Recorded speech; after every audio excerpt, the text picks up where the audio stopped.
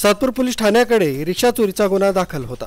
सदर गुन्ह्यास गुन्हे शाखा युनिट 2 हे समांतर तपास करीत असताना गुन्हे शाखा युनिट 2 कडील अधिकारी व अंमलदार यांनी तत्काळ गुन्ह्याच्या घटनास्थळास भेट देऊन घटनास्थळाच्या आजूबाजूस पडताळणी केली असता सदर ऑटो रिक्षा चोरी करणारे 2 आरोपी हे रिक्षा घेऊन जात असल्याचं समजून आल्याने अधिकारी तसंच अंमलदारांनी त्यांचा माग काढण्यासाठी जवळपास 48 सीसीटीव्ही कॅमेऱ्यांची तपासणी केली।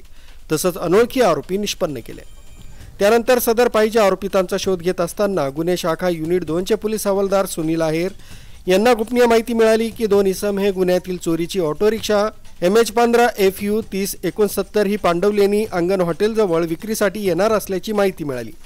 सहाय्यक पोलीस निरीक्षक हेमंत तोडकर, पोलीस उपनिरीक्षक यशवंत बेंडकोळी, बाळू शेळके, शंकर काळे, विलास गांगुर्डे, प्रकाश बोडके, चंद्रकांत गवळी, प्रवीण वानखेडे आदींनी पंचासह पांडवलेनी अंगण हॉटेल जवळ इंदिरानगर नाशिक या ठिकाणी जाऊन सापळा लावून आरोपितांना शिताफीनं ऑटो रिक्षासह ताब्यात घेतलंय।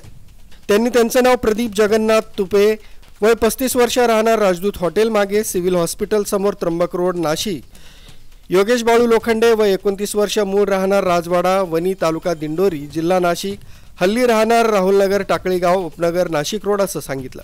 त्यांना ताब्यात घेऊन त्यांच्या ताब्यातून 1 लाख रुपये किमतीची ऑटो रिक्षा हस्तगत करण्यात आली। आरोपितांनी दिलेल्या कबुलीवरून सदर गुन्ह्यातील जप्त मुद्देमाल व 2 आरोपितांना पुढील कारवाईसाठी सातपूर पोलीस ठाण्यात हजर करण्यात आले। आरबी न्यूज साठी पांडुरंग भांगरेसह मलिक शेख, नाशिक रोड।